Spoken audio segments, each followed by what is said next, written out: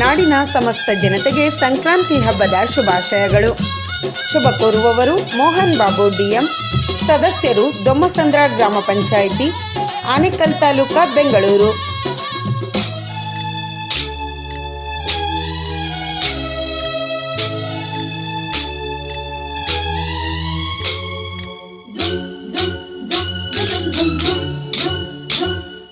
ಸಂಕ್ರಾಂತಿ ಬಂತು